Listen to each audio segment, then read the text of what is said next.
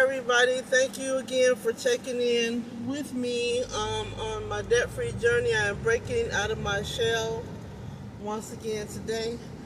And I just wanted to come on and talk about um, finances and how I'm getting on this journey to break free from debt using the Dave Ramsey baby steps. And initially, again, I talked about this in previous videos. The reason that I'm sharing this journey is because there's a matter of a difference of opinion as to whether or not Dave Ramsey's baby steps worked for the black community. And I am here to say that I believe it can work for any community.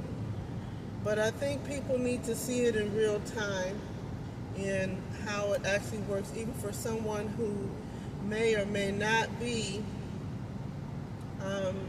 quote unquote, poor or disadvantaged. It can be black middle class, it can be black lower class, and it all just comes down to what you're willing to do to get out of debt. And I think Dave Ramsey's Baby Step program works for anyone, anywhere, anytime if they implement the program. And so that's what I'm starting to do. So I wanted to talk about income, because many of us are in survival mode, and we're working living paycheck to paycheck. We're not, we haven't saved up any money. We've got bills, we've got kids, we've got houses, mortgages, car payments, so on and so forth. And so every Friday or every other Friday when that check hits the bank account, it's already spent. So you ask yourself, how can Dave Ramsey's program work for me getting out of debt when I can barely pay my bills? So when I started listening to him, everything kind of made a little sense. Again, I grew up on welfare, so I wasn't privy to budgeting, learning how to budget. Schools didn't teach you about budgeting and finances. They just taught you basic math, the math classes, the basic math, the algebras and geometries and all those kind of things, but nothing about finance and how to set your life up, how to save, how to invest, so on and so forth.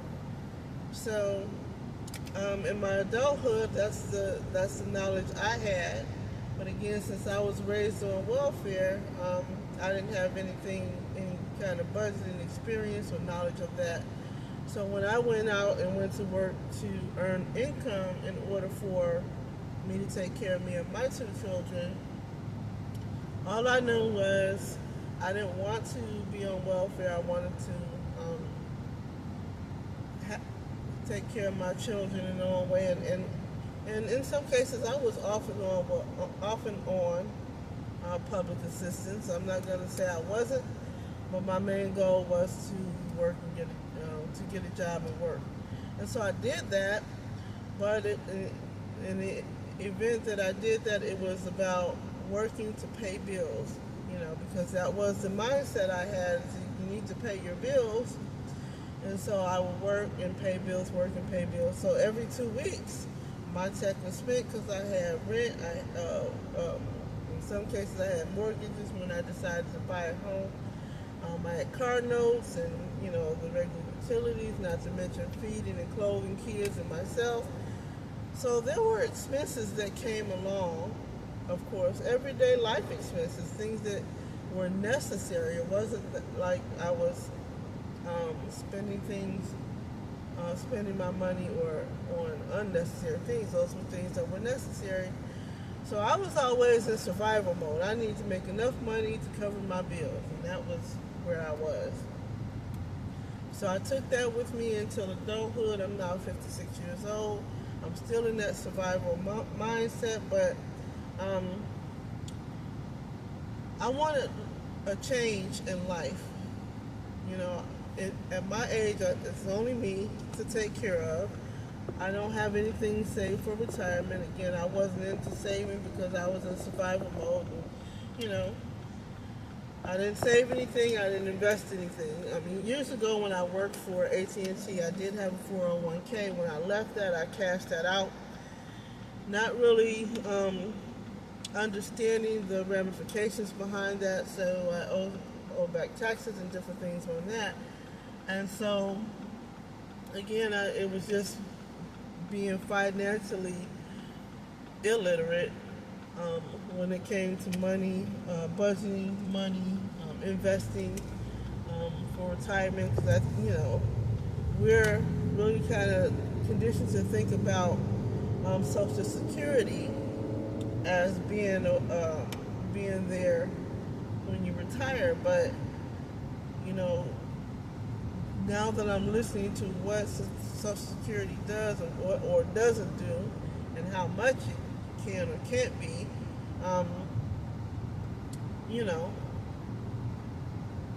I wish I would have been better trained or better aware of those situations and have more knowledge. But it's never too late. So I wanted to talk about what I'm doing now. I grew up in Detroit, Michigan, and jobs there are always good paying jobs. You could always find something. The last job I had when I left there was in caregiving, and I did pretty good making income there. But I moved down here to South Carolina. Well, South Carolina is a very poor state when it comes to income. The jobs are very low paying, and so I found myself in debt again because I couldn't pay my bills, my car note, my rent, my everyday living expenses on the jobs that I was finding here. So, of course, I let the debts pile up, and I just kind of ignored them because I was like, well, hey, I don't have the money to pay them. But then you get tired of living like that. And in the next video, I want to talk about my why, what really prompted me to start focusing on my debt the way that I am now, and finding Dave Ramsey and getting on this program, or starting to work this program. I'm going to talk about that later. But one thing I found when I was listening to the Dave Ramsey show, and people would call in and they would say, he would ask, well, what's your debt? What do you owe the debt on? And, what's your income? What do you do for a living?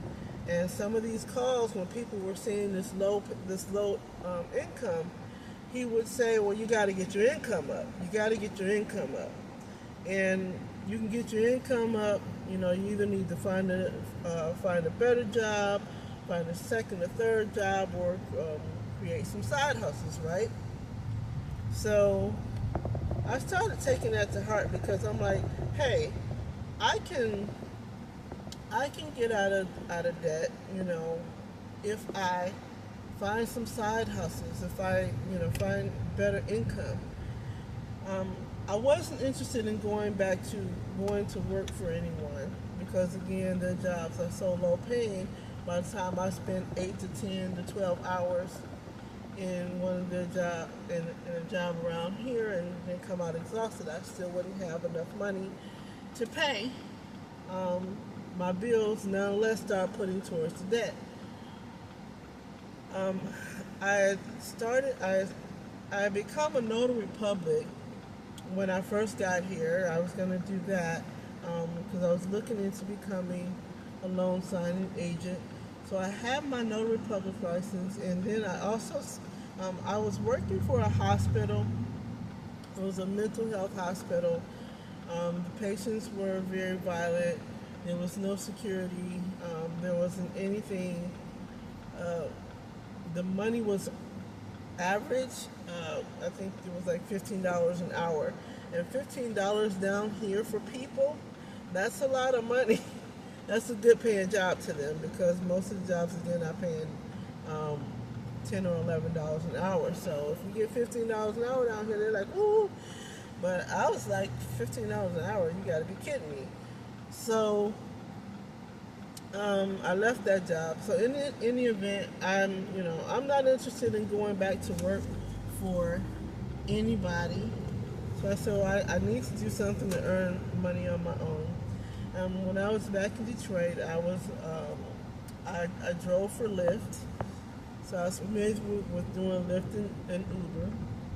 And I started doing that down here. I also started doing Instacart. I was doing DoorDash in Detroit as well, as a side hustle.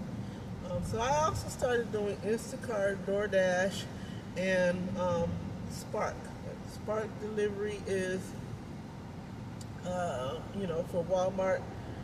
And so those are the things that I do in order to earn income. And as well as my notary business, it's a mobile notary business where I can do a lot of different functions inside the notary business, like field inspections, general notary work, loan signing, apostille, ink fingerprinting, translation services. So there's a lot of things that can go up under the notary business. And I'm trying to get that off the ground. Today I had 2 notary assignments. One, I had to go and notarize a power of attorney and a will, last will. So I did that. Also this afternoon, I said I can do field inspections under that. So I'm signed up with a couple of field inspection companies. So I have a field inspection order that I have to get done this afternoon. Those 2 notary jobs today, I spent about 30 minutes doing the notary job just a little bit ago. That's where I'm leaving now. And in that 30 minutes, I made $60. When I go to do the field inspection job, I'm going to inspect a vehicle for a leasing company because the lease is over and I guess the customer's turning in the lease or want to buy it or whatever. Whatever the case is, I've got to go and inspect the vehicle from head to toe, take pictures, document anything that's incorrect with it, mileage and all these other things, and send it off to the inspection company. That job is paying me $55 to do that. So if you think 55, and that's only going to take me probably about 25, maybe 30 minutes or so to get that done. So an hour of work doing that, and I've made $110. I usually like to go and do Walmart in the evening, anywhere from 3 to 6 or 4 to 7, so that's 3 hours. Typically within that time, my goal is to get at least $100 for that if I don't start earlier. So I'm looking at roughly about $200 today, and that's with my business and getting my business off the ground. So if I do that, maybe at minimum 3 to 4 times.